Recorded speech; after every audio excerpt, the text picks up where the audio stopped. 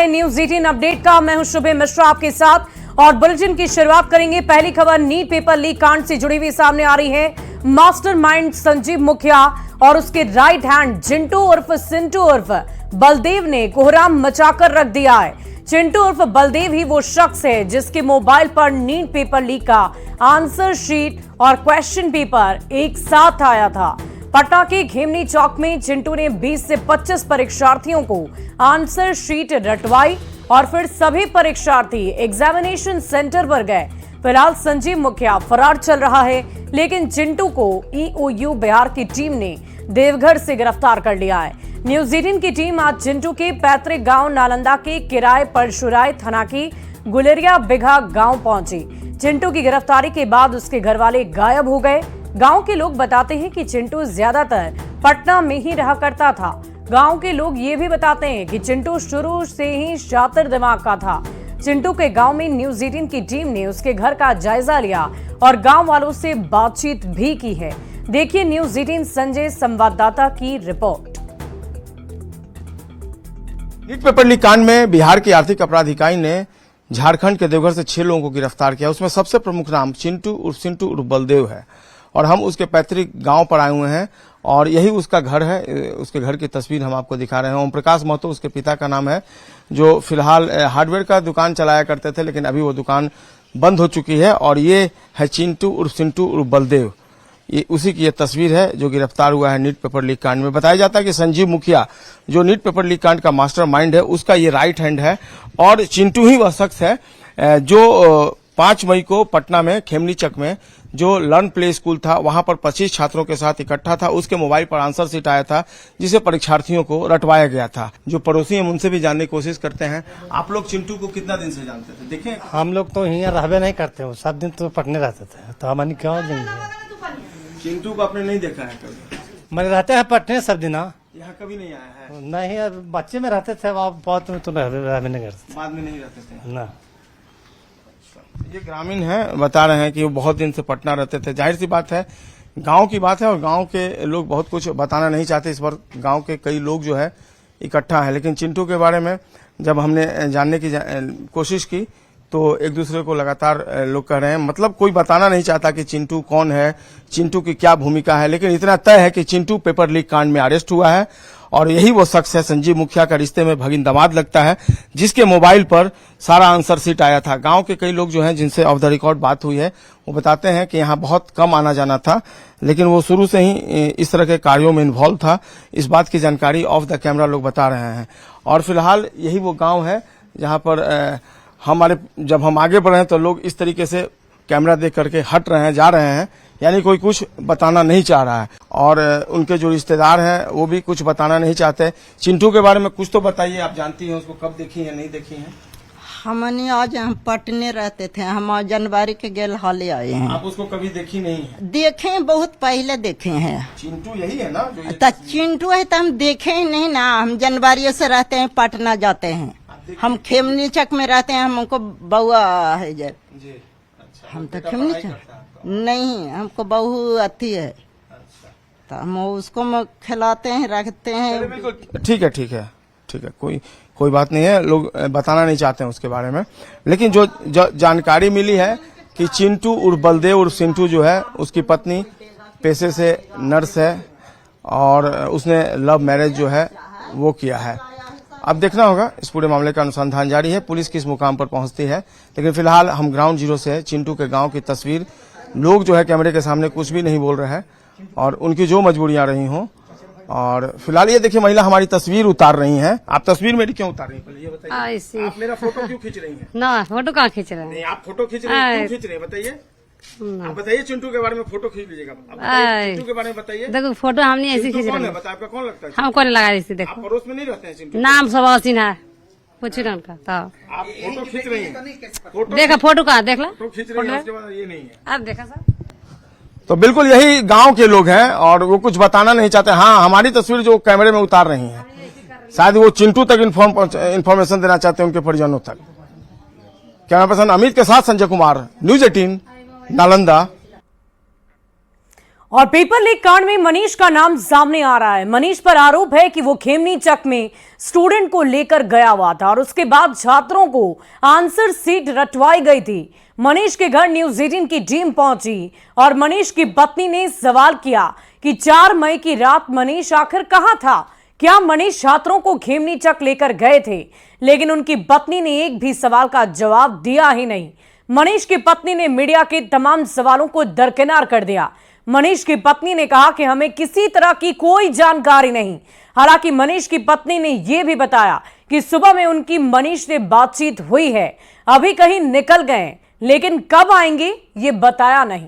मनीष की पत्नी से मीडिया कर्मियों ने सवाल भी किए। जानकारी मिल रही है कि वो घर पर मौजूद हैं, तो मनीष की पत्नी ने कहा कि मिल रहा है तो प्रशासन को बुलाइए। मनीष की पत्नी पेपर लीक कांड से जुड़े सारे सवालों पर कह रही हैं कि हम जवाब देना इस पर जरूरी समझते ही नहीं। मनीष जाने, आप जानिए या प्रशासन जाने। मनीष की पत्नी ने कहा कि वो प्रशासन का सहयोग करने के लिए बिल्कुल तैयार है। छात्रों को रहने के लिए खेमनीचक लेकर गए थे 4 मई हमको कोई जानकारी नहीं है। कहाँ है मनीष जी? हमको जानकारी नहीं है। आप पत्नी, आपको जानकारी क्यों नहीं है? नहीं है जानकारी, क्या कहना है? अरे तो हमको पति के बारे में पत्नी को जानकारी नहीं होगा? नहीं होगा। ये बताइए कितने दिनों से उनसे आपकी बात नहीं हुई है? सुबह में बात हुई, अभी कहीं निकले हैं। यहीं पे रह रहे हैं? हाँ, यहीं पे रह रहे हैं। आएंगे मनीष जी? आएंगे? आएंगे, कभी आएंगे, कखनियों आएंगे। नहीं, ये जानकारी मिल रही है कि वो तो घर ही में मौजूद है। तो मिल रही है तो जाइए प्रशासन को बुला के लाइए, वो समझेगी। क्वेश्चन पेपर लीक प्रशासन आएगा तो पकड़ के लेके जाएगा।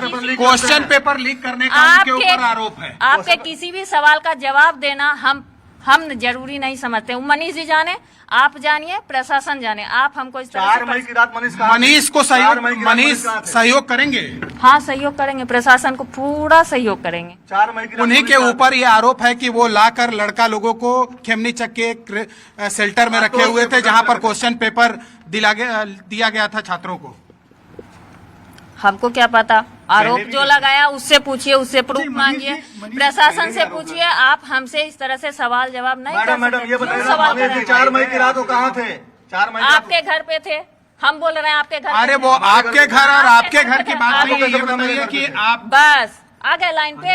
हमको आप लाइन पे आइए ना, हम तो लाइन पे। हाँ, तो आप ऐसे कैसे हमसे आप कहाँ थे 4 मई? घर पे थे, पत्नी तो कहाँ आपको रहेंगे? उनके ऊपर यह आरोप है कि उन्होंने क्वेश्चन पेपर लीक करके और उसके बाद छात्रों को पहुंचाए हैं। वो तो जाने प्रशासन से जो है ना, प्रशासन पे भरोसा है आपको?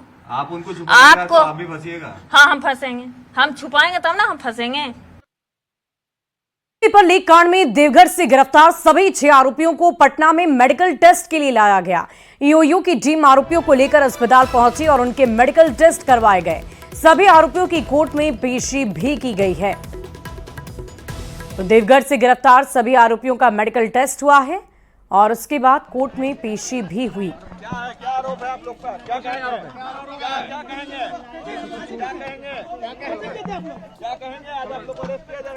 तो कोर्ट में आरोपियों की पेशी हुई और उससे पहले जो प्रक्रिया होती है मेडिकल टेस्ट की, उसे पूरा किया गया है और तब जाकर उन्हें कोर्ट तक पहुंचाया गया। वहां पर उनकी पेशी हुई। और आपको बता दें कि लीक मामले में लगातार ईओयू की तरफ से कार्रवाई की जा रही है। अलग अलग राज्यों से आरोपियों को पकड़ा जा रहा है और उसके बाद आगे की प्रक्रिया लगातार जारी है, जिसके तहत कुछ आरोपियों को पहले मेडिकल टेस्ट के लिए पटना लाया गया और उसके बाद कोर्ट में पेशी हुई है। आगे भी कार्रवाई लगातार जारी है। इसी बीच कुछ अन्य आरोपी जो फरार चल रहे हैं, उसके लिए भी जगह जगह पर छापेमारी की जा रही है ताकि उनकी भी जल्द से जल्द गिरफ्तारी की जा सके।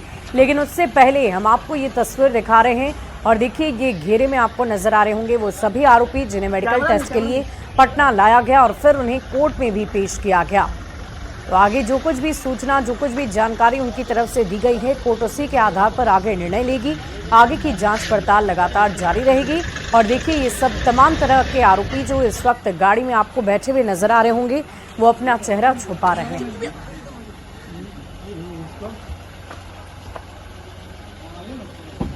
और नीट पेपर लीक मामले से जुड़ी एक और बड़ी खबर आपको बताएं, सीबीआई ने जांच पड़ताल शुरू कर दी है। पेपर लीक मामले में पहले एफआईआर दर्ज की गई। पटना और गुजरात पुलिस से एफआईआर की कॉपी और केस डायरी लेकर जांच करेगी। इस वक्त की बड़ी खबर, कल सीबीआई को रिपोर्ट सौंपी गई थी जांच की। सीबीआई ने एक आपराधिक मामला दर्ज किया है और जांच शुरू कर दी गई है। मामले की जांच के लिए सीबीआई ने विशेष टीम का गठन कर दिया है। विशेष सीबीआई की टीम पटना और गोधरा भेजी जा रही है। इस वक्त की बड़ी खबर आपको दिल्ली से बता रहे हैं। पटना और गोधरा ये पूरी टीम भेजी जा रही है। सीबीआई ने जांच पड़ताल शुरू कर दी है, केस दर्ज कर लिया है और आगे की जांच पड़ताल भी लगातार जारी है।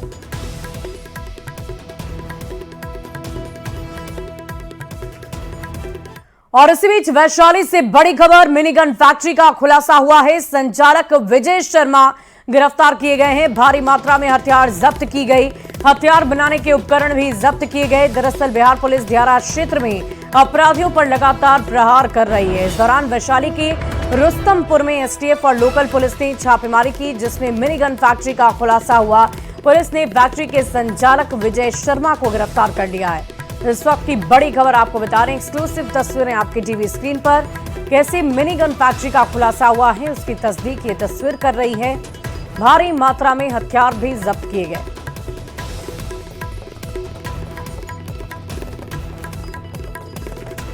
और इसी बीच बाढ़ से बड़ी खबर आपको बताएं, बाइक सवारों ने कई राउंड फायरिंग की। फायरिंग को लेकर ग्रामीणों में गुस्सा देखने को मिला। NH80 जाम कर विरोध जताया गया, कार्रवाई की मांग की गई। मराठी थाना के राजेश नगर गांव की ये पूरी घटना बताई जा रही है। इस वक्त की बड़ी खबर आपको बता रहे हैं, NH80 जाम कर विरोध जताया गया और राजेश नगर गांव की ये पूरी घटना है। कार्रवाई की मांग ग्रामीणों की तरफ से लगातार जारी है। खबर हैदराबाद से, जहां मणिकोंडा की चित्रपुरी हिल्स में मॉर्निंग वॉक पर निकली एक महिला को 15 से ज्यादा कुत्तों ने घेर लिया। इस दौरान करीब 40 सेकंड तक वो महिला कुत्तों से खुद को बचाती रही। इसका वीडियो कॉलोनी में लगे सीसीटीवी फुटेज में रिकॉर्ड हो गया है। वीडियो में वो महिला पहले तो उन कुत्तों को भगाती नजर आई, बाद में खुद लड़खड़ाकर गिर गई। इसके बाद वो संभलती है और उठकर वहां से जान बचाकर भागती है। हालांकि ये कुत्ते महिला के पीछे पीछे जाने लगते हैं। कुछ देर में वहां एक बाइक सवार आता है, महिला उसके पास पहुंच जाती है। थोड़ी देर में एक आदमी दौड़ता हुआ आता है और उन कुत्तों को खदेड़ देता है। घटना के बाद महिला के पति ने इस वीडियो को सोशल मीडिया पर शेयर करते हुए कहा कि मेरी पत्नी किस्मत वाली थी, उसकी जगह बच्चे बूढ़े होते तो कैसे बचते।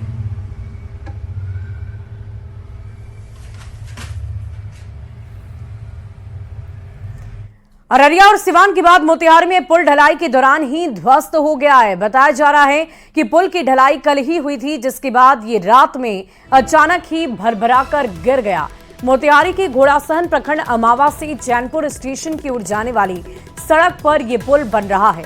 शनिवार को पुल का एक पार्ट ढाला जा रहा था, जो अचानक रात में करीब 40 फीट नीचे गिर गया। पुल की ढलाई के वक्त ही पुल ध्वस्त होने से क्वालिटी पर गंभीर सवाल खड़े किए जा रहे हैं। पुल बनने के बाद अगर गिरता तो कोई भी बड़ा हादसा हो सकता था। इलाके के लोगों ने काम में लापरवाही और घटिया सामग्री के इस्तेमाल का आरोप लगाया है। साथ ही ये भी आरोप लगाया कि इंजीनियर की जगह मुंशी की देखरेख में पुल बन रहा था। तो तस्वीरें हम आपको दिखा रहे हैं आपकी टीवी स्क्रीन पर। ढलाई का काम कब हो रहा था? रात में हो रहा था। तो रात में ढलाई का काम करना है? रात में तो ये लोग छड़ बांधते हैं, ढलाई का काम है। सारा काम रात में हुआ है। देखिए ना, पिलर सोजर 13 लोग रहा है। दसे का सारा काम रात में करते हैं। नाइट में बॉल लगा के देखिए, बॉल लगा हुआ है, कभी काम नहीं डाला हुआ है। 10 का भेपर लगा हुआ है, देख लीजिए। अच्छा, ये भेपर उसी के लिए लगा हुआ है? भेपर लगा हुआ है, उसी के लिए लगा हुआ है। तो ये रात में ढलाई हो रहा था, कई बजे गिर गया? पहले के बाद इसमें इंजीनियर का लापरवाही है। इंजीनियर का लापरवाही? इंजीनियर जो नीचे से अपना सपोर्ट नहीं देखे, चेक नहीं किए, वजन का उसको अनुमान नहीं लगा, ये माल डलाया, उसके बाद गिर गया। रात को पुल ढला रहा था, 10-12 बजे तक काम हुआ है। ठेकेदार मुंशी जी बोल रहे हैं कि 9:30 बजे काम बंद हो गया।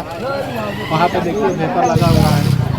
1.5 करोड़ के लागत से पुल बन रहा है। बताइए, आज गिर गया है, कल कोई गाड़ी जाता गिर जाता इसके अंदर, कोई मर जाता इसमें, उसका जवाबदेही कौन होता? अररिया और सीवान के बाद मोतिहारी में भी पुल टूट गया है। देखिए जो तस्वीरें आपको दिखा रहे हैं, ये तस्वीर जो है पूर्वी चंपारण के घोड़ासहर प्रखंड के अमुआ की तस्वीर है। और देखिए कल ही इसका स्ट्रक्चर की ढलाई की गई थी, लेकिन जो है कल ढलाई हुई थी और आज सुबह ही जो है वो टूट गया है। देखिए आप इसी से अंदाजा लगा सकते हैं कि क्या क्वालिटी है किस तरह की लापरवाही है, कहीं ना कहीं जो है लापरवाही, बड़ी लापरवाही है। अगर यह पुल जो है बनने के बाद टूटता तो और बड़ी घटनाएं जो है वो हो सकती थी। कई मजदूर हैं जिनको चोटें भी आई है, जो स्थानीय लोग बता रहे हैं। तो बताइए कि क्या आपको पता चला है, क्या जानकारी मिली? हमको रात पता चला 12 बजे की घटना है। 12 बजे पुल धराशायी हो गया और मतलब ये पुल तो 5 माह से बन रहा है, लेकिन पुल अचानक ठेकेदार लोग और नेता लोग मिलकर इस पुल को मतलब लूटना चाहा है। इस टेंडर का 2.25 करोड़ का टेंडर है, इसको नेता लोग लूटना चाहा है। और गांव की कौन जगह है ये, कौन जगह? बलान से लेकर कुंडवा चैनपुर के बीच में है, जो घोड़ासर प्रखंड में पड़ता है। कौन बना रहा था इसको? कंस्ट्रक्शन कंपनी का नाम पता है आपको? कंस्ट्रक्शन राजू कंस्ट्रक्शन है या धीरेन्द्र कंस्ट्रक्शन करके है, श्री कृष्ण नगर में उनका डेरा हो रहा है। वहाँ बोर्ड पर लिखा हुआ है 40 फीट का ये बन रहा था। और 40 फीट है शायद। और सबसे खास बात यह है कि अररिया और सीवान के बाद मोतिहारी में भी पुल टूट गया है। पुल टूटने का सिलसिला लगातार जारी है। वैसी स्थिति में जिला प्रशासन भी अलर्ट मोड पे जरूर है, लेकिन ये बताइए कि कब पुल टूटा है, कुछ जानकारी आपको है? 12:30 में। क्या, कैसे टूट गया? वो ये कभी बहुत गया। कैसे? आप लोग कल ही ढलाई हुआ था इसका? हाँ। क्या गड़बड़ी हुआ था कि गिर गया? वो पाया अपने मन में धंस गया। जिला प्रशासन ने जरूर इसको लेकर जो है संज्ञान जरूर लिया है, और हमें लगता है कि तमाम स्थानीय लोग जो हैं वो नाराजगी जरूर व्यक्त कर रहे हैं, क्योंकि लगातार पुल टूटने का सिलसिला जारी है और तमाम लोग जो है प्रशासन का इंतजार भी कर रहे हैं। अवनीश कुमार, न्यूज़ 18 पूर्वी चंपारण। और बार बार पुल गिरने की घटना कोई आम बात नहीं है। ऐसी घटनाओं से सरकार और निर्माण कंपनियों पर कई गंभीर सवाल खड़े हो जाते हैं। न्यूज़ 18 भी इन घटनाओं को लेकर सवाल पूछता है कि बार बार बिहार में पुल आखिर क्यों गिर जाते हैं? इस तरह की घटना बार बार आखिर कैसे हो जाती है? क्या निर्माण के वक्त गुणवत्ता की जांच नहीं की जाती? ये भी एक बहुत बड़ा सवाल है। और सवाल तो ये भी है कि आखिर ऐसी घटना बार बार होती ही क्यों है? अगर गुणवत्ता का ध्यान रखा जाए तो शायद ऐसी घटनाएं ना के बराबर होंगी। ऐसी घटनाओं को रोकने के लिए आखिर कौन कौन से कदम उठाए जा रहे हैं?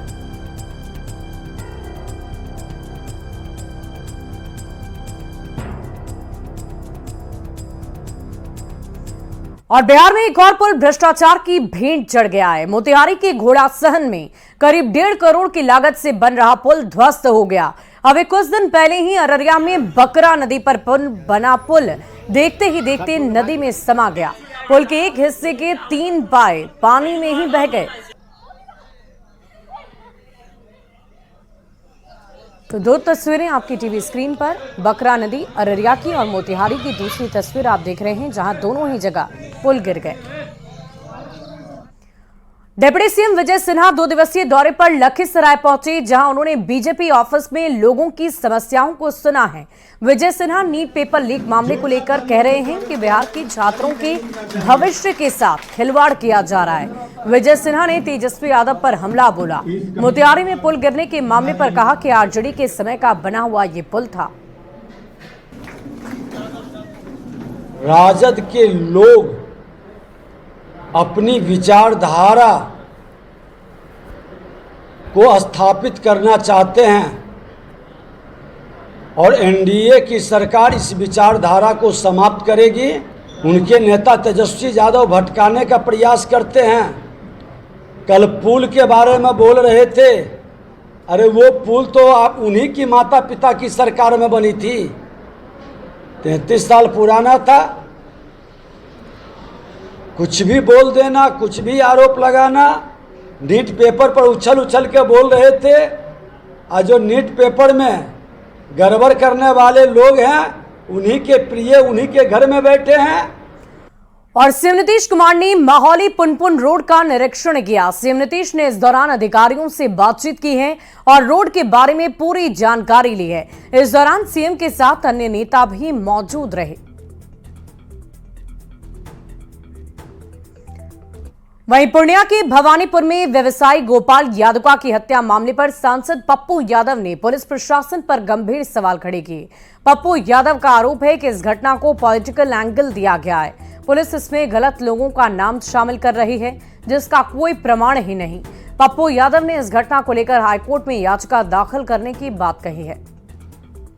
मैं समझता हूं बिल्कुल पॉलिटिकल है। संजय भगत को फंसाया जा रहा है, मोहरा बनाया गया है। विशाल शूटर नहीं है, विकास उसमें इन्वॉल्व है और इस केस में बड़ी बड़ी मछली है जिसको बचाने का प्रयास किया। और बिहार बीजेपी ऑफिस में श्यामा प्रसाद मुखर्जी का बलिदान दिवस मनाया गया। बिहार सरकार की मंत्री मंगल पांडे और सांसद संजय जायसवाल ने श्यामा प्रसाद मुखर्जी को श्रद्धांजलि अर्पित की। इस दौरान संगठन महामंत्री रहे भीखू भाई दलसानिया भी मौके पर मौजूद रहे। बीजेपी नेताओं ने श्यामा प्रसाद मुखर्जी के बलिदान को याद किया और उनके सपनों को पूरा करने का संकल्प लिया है। मुखर्जी जी ने देश के लिए बलिदान किया था, देश की एकता के लिए बलिदान किया था और हम सब कार्यकर्ता संकल्पित हैं कि देश की एकता और एकात्मता के लिए किसी भी प्रकार की आहुति भारत माता को होगी तो भारतीय जनता पार्टी का कार्यकर्ता उसके लिए तैयार रहेगा। और संपूर्ण देशवासियों से हम आह्वान करते हैं कि देश की एकता और एकात्मता के लिए हर भारतीय को समर्पित रहना चाहिए। श्यामा प्रसाद मुखर्जी जी के बलिदान दिवस के दिन आज पूरा देश स्वर्गीय श्यामा प्रसाद मुखर्जी जी को श्रद्धांजलि अर्पित करता है और आज का दिन प्रत्येक भारतीय नागरिक को यह याद रखने का दिन है कि देश हित के ऊपर कोई भी व्यक्ति, कोई समाज और कोई दूसरा हित नहीं हो सकता। और फिर